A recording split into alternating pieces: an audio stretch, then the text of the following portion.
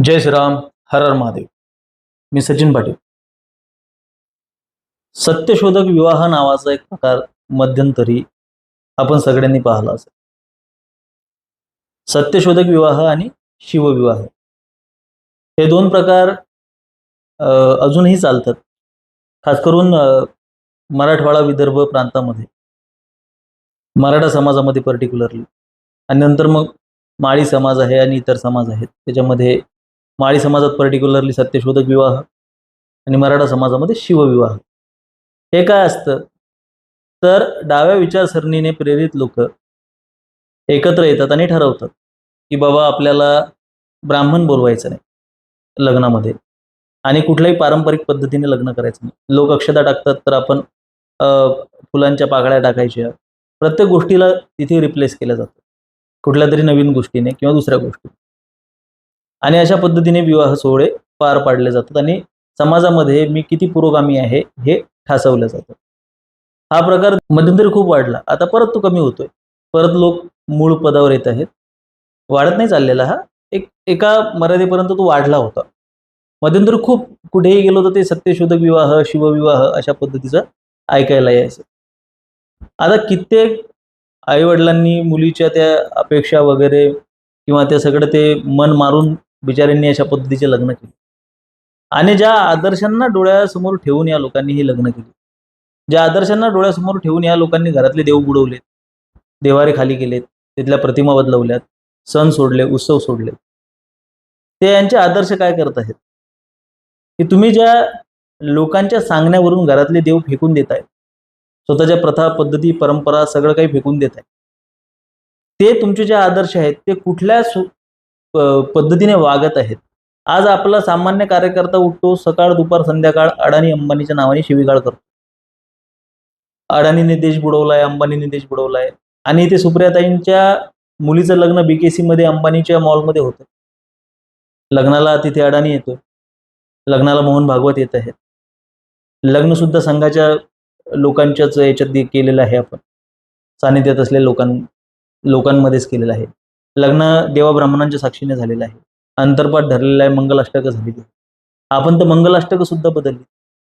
आपण कोणाच्या सांगण्यावरून बदलतोय हा याची आपल्याला लाज वाटते का? खांद्यावर हात ठेवला वहिनी साहेबांच्या म्हणून आकांड तांडव करणारे रोहित शेठ पवार, ज्युनियर पवार, तिथे शाहरुख खान मुके घेऊन गेलाय. त्याच्यावर काही भाष्य करू शकतो का? आपण बोलू शकतो का? त्यांना सगळं चालतं, त्यांना ते सगळं जमतं. मला इथं सुप्रियाताई सुळेंवर आणि पवार कुटुंबावर टीकाच नाही करायची. ते त्यांच्या ठिकाणी 100% योग्य आहेत. ते तुम्हाला चिवत्या बनवत आहेत आणि तुम्ही मूर्ख बनत आहात. ते त्यांचं काम करत आहेत. ते जे करते पॉलिटिशियन त्यांना जे करायचं तेच करत आहेत. मी त्यांच्या समर्थकांना आणि त्यांच्या अनुयायांना मला प्रश्न विचारायचा आहे की तुम्ही घरातले देव फेकून दिले, तुम्ही काय मिळवलं? तुम्ही हे शिवविवाह सत्यशोधक विवाह केले, तुम्ही काय मिळवलं? शिवविवाह सत्यशोधक विवाह करून तुमच्या घरातल्या मुली चांगल्या सुखानं नांदतायत. पारंपरिक पद्धतीने लग्न केलं असतं ते त्या दुःखात असते, अशातला काही भाग आहे का? ही जी नवीन अंधश्रद्धा तुम्ही जोपासली की बाबा जे आतापर्यंत चालत आलेलं आहे, जे ज्या पद्धतीनं परंपरेनं जे चालत आलेलं आहे, आज कित्येक पद्धती परंपरा आहेत की ज्याला काही लॉजिक नसते, ज्याला काही सेन्स नसतो, पण तो आपल्या संस्कृतीचा एक आरसा असतो. तो आपल्याला संस्कृतीशी आपली नाळ जोडून ठेवतो म्हणून लोक करतात. जसं की समजा माऊली हाका नृत्य करतात, काय सेन्स बनतो त्याचा? काही बनत नाही, पण ते आपल्याला जिवंत ठेवतं, आपल्याला बांधील ठेवतं. आपण एका संस्कृतीतून येतो, आपण एका समाजातून येतो, त्या समाजासोबत. छत्रपती शिवाजी महाराजांनी शिवविवाह केला नव्हता ना, त्यांनी देवा ब्राह्मणांच्या साक्षीनेच विवाह केले होते ना. त्यांच्या याच्यातही पौरोहित्य झालं होतं ना. त्यांचा राज्याभिषेक सुद्धा पौरोहित्याच्या स्वरूपातच झाला होता ना. दुसरा राज्याभिषेक सुद्धा निश्चलपुरी गोसावी, ज्यांना असं वाटते की तो शाक्तला ते शाक्य म्हणतात, शाक्य पद्धतीने झाला आणि बौद्ध पद्धतीने झाला, त्यांनी येऊन चर्चा करा. निश्चलपुरी गोसावींचं पुस्तक घ्या, त्यांनी लिहिलेलं छत्रपती शिवाजी महाराजांच्या राज्याभिषेकावर, राज्याभिषेक कल्पतरू. त्यामध्ये बघा कशा पद्धतीच्या घटनांचं वर्णन आहे, काय आहे, त्यामध्ये कशा श्रद्धा आहेत, अंधश्रद्धा आहेत, त्याचा अभ्यास करा. कोणतरी व्हॉट्सअपवर हे वाचून येऊ नका. 100% सर्व बाजूंनी धर्माशी जुडलेल्या त्या विधी होत्या, ज्या शिवरायांनी, शिवप्रभूंनी स्वतः त्यांच्या जीवनामध्ये केल्या. पण आज आपण शिवप्रभूंच्या नावाने स्वतः एक वेगळा धर्म काढून काहीतरी विज्ञान करत, विज्ञानवादाचे टिमके मिरवत, जो की सगळ्यात मोठा हास्यास्पद तुमचा दावा असतो विज्ञानवाद. अझम्पशन्स असतात, त्या अझम्पशन्सला तुम्ही आमच्या अल्ला आत्तान म्हणता, तुम्हाला मान्यच करावं लागेल. वास्तविक पाहता हे विज्ञानवादांची सालटे सोलण्याची वेळ आलेली आहे. नास्तिकवाद, विज्ञानवाद हा धंदा आहे, हा व्यवसाय आहे. त्या सगळ्या त्या थेरीजच्या कुबड्यांवर आणि त्या अझम्पशनच्या कुबड्यांवर आधारलेलं तुमचं विज्ञान असतं. त्या विज्ञानाला तुम्ही आमच्यावर लादण्याचा प्रयत्न करता, थोपवण्याचा प्रयत्न करता. अशा खूप साऱ्या गोष्टी आहेत ज्याच्यावर आपण बोलू शकतो. ठीक आहे, मंगलाष्टक म्हणू नका, त्याच्या बदल्यात तुम्ही जे म्हणता त्याचा तरी काय सेन्स बनतो? ठीक आहे, तू अक्षता टाकू नका, मग ते गुलाबाच्या पाकळ्या टाकणं किंवा फुलाच्या पाकळ्या त्याचा तरी काय सेन्स बनतो? मग रजिस्टर मॅरेजेस करा ना, लोक कशाला बोलवत आहे? एवढा मोठा सुनील शेट्टी त्याने त्याच्या मुलीच्या लग्नामध्ये 70 लोकांना बोलावलं. एवढा मोठा जॉन अब्राहम त्याच्या लग्नामध्ये 15-20 लोक होते. 60-70 असतील, तो 15-20 गुगलवर सांगतं, 60-70 असतील. मोठमोठ्या लोकांनी लग्न केली. पण आम्हाला प्रबोधन करणारे सांगतात की बाबा कमी खर्चात लग्न केलं तरी लेकरं होतात, पण स्वतः 100 एकरामध्ये लग्न करतात. हे एक्स्ट्रा वॅगन खर्च, हा तामझाम, हा मोठेपणा हा करू नका ना. पण नाही, आम्हाला काय करायचं, आम्हाला दसवं घालायचं नाही, आम्हाला श्राद्ध करायचं नाही, आम्हाला दशक्रिया करायची नाही, आम्हाला ह्या म्हणजे जेही धर्मात बसते ते करायचं नाही, पण त्याच्या व्यतिरिक्त दुसऱ्या फालतूगिरी आम्हाला करायची. तर सांगायचं तात्पर्य असं आहे की स्वतःच्या पद्धती, स्वतःच्या परंपरा, स्वतःचं सगळं काही मोडून तुम्ही ज्या मार्गावर चाललेले आहात तो मार्ग तरी काय तुम्हाला कुठे घेऊन जाणार आहे? काय फरक पडणार आहे त्याने सुद्धा? आम्हाला ब्राह्मणांची ब्राह्मण करोड रुपये मागतोय तुम्हाला. त्या बँडवाल्यापेक्षा कमी पैसे घेतात ब्राह्मण लग्न लावायचे. तुम्ही कोणते व्हीआयपी ब्राह्मण बोलवताय तुमच्या लग्नामध्ये मला समजत नाही. आणि कोणता ब्राह्मण मम भार्या समर्पय आम्ही म्हणायला लावतोय मला? मिटकरीच्या लग्नाच्या वेळेस म्हटलं असेल तो भाग वेगळा, पण आम्ही तर कधी ऐकलं नाही. असं कुठली इस्टेट घेऊन जाणार आहे तू? आणि पारंपरिक पद्धतीने लग्न केल्यानं तुमचं असं काय नुकसान होणार आहे? प्रथा परंपरांशी जुळलेलं राहिल्यानं तुमचं क्षत्रियत्व, तुमचं क्षत्रियांचा वंश, तुमच्या वंशामध्ये कुळाचार, त्या कुळाचारानुसार लग्न, ते तुम्ही पालन न करता तुम्ही स्वतःला कोरड्या क्षत्रियत्व असल्याच्या गप्पा मारताय. हा, आणि काय तर म्हणते आम्ही शूद्र आहोत, मग पुस्तकं लिहितात की मराठी ब्राह्मणी धर्मानुसार शूद्र, स्वतःला शूद्र म्हणून घेताना असतात इकडे शूद्र म्हणवत स्वतःला. अशा चळवळींच्या, मूर्ख चळवळींच्या नादी लागून स्वतःला बहुजन बोलून तुम्ही काय मिळवलंय? आपला नकाशा काढून टाकला NCERTनं. काय करू शकतात मराठी आज? मराठ्यांची ताकद, मराठी आंदोलन करतात, मराठी हेव करतात, तेव करतात. काय काय करू शकतोय आपण आज? किती लोक आवाज उठवत आहेत? आपण स्वतःला आरशात बघितलं पाहिजे. आपण स्वतः किती वल्नरेबल कंडिशनमध्ये आहोत, आपण फक्त चाबीचे बावले बनलेले आहोत हे आपण बघितलं पाहिजे. रायगडावर आज 6 जून रोजी जो राज्याभिषेक झाला त्याच्यामध्ये किती प्रचंड मोठा भ्रष्टाचार झालाय. त्याच्याकडे कोणाचं लक्ष आहे का? जे फिरतं शौचालय त्याची किंमत 8,000 रुपये आहे, ते 60,000 रुपये भाड्यानं घेतलेलं आहे. अशा ठिकाणी भ्रष्टाचार होतोय. मराठ्यांच्या स्थानाच्या ठिकाणी भ्रष्टाचार होतोय. त्या राज्याभिषेक सोहळ्यामध्ये भ्रष्टाचार होतोय. काय करू शकतो आपण? अरे अशा प्रश्नांवर आवाज उठवण्याच्या ऐवजी, NCERTच्या विषयावर आवाज उठवण्याच्या ऐवजी अशा कित्येक मुद्दे आहेत, त्याच्यावर आरक्षणाचा विषय असेल किंवा इतर मुद्दे आहेत, ॲट्रॉसिटीचा विषय असेल. महाराष्ट्रामध्ये सर्वाधिक ॲट्रॉसिटीचे केसेस मराठ्यांच्या विरोधात आहेत. त्या गोष्टींच्या विरोधात आवाज उठवण्याच्या ऐवजी आम्ही पवार साहेबांचं बोट धरून सत्यशोधक विवाह, शिवविवाह, आणि आम्ही झालो पुरोगामी. आम्ही खूप मोठी क्रांती घडवली. बेंबीच्या देठापासून बामणांना शिवाय देतो. अरे बापरे, हम बहुत बडे योद्धा आहे, बहुत बडे क्षत्रिय आहे. लाज वाटायला पाहिजे त्या गोष्टीची. शिवाजी महाराज कोणाच्या विरोधात लढले? तर ब्राह्मणांच्या विरोधात लढले. महाराजांचं महत्व कमी करताय. मुघलांच्या विरोधात, त्या दानवांच्या विरोधात, त्या असुरांच्या विरोधात ते लढले. त्यांचा निपात केलाय. नाही, ब्राह्मणांना मारलंय महाराजांनी. लाज वाटतं तुम्हाला? 3.5% काय करून घेतील? आणि महाराजांचं काय वाकडं करून घेतलं 3.5%?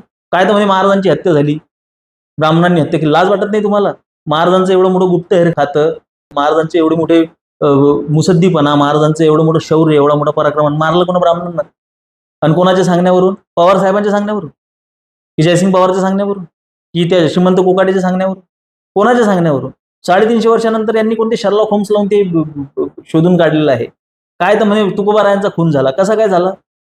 अशा फालतूगिऱ्या करून स्वतःच्या म्हणजे नसलेल्या शत्रूंना उत्पन्न करून त्यांच्याशी लढण्यात आम्ही आमची हयात घालवतो.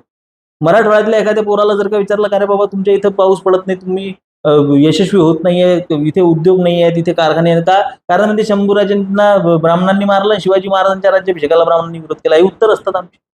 स्वतःच्या अपयशाची खापरं ब्राह्मणांच्या डोक्यावर फोडून आम्ही स्वतःला हे समजतो, अरे आम्हाला ब्राह्मणांनी दाबलं, आम्हाला ब्राह्मणांनी अत्याचार केला, आम्हाला ब्राह्मणांनी अत्याचार केला. लाज वाटत नाही?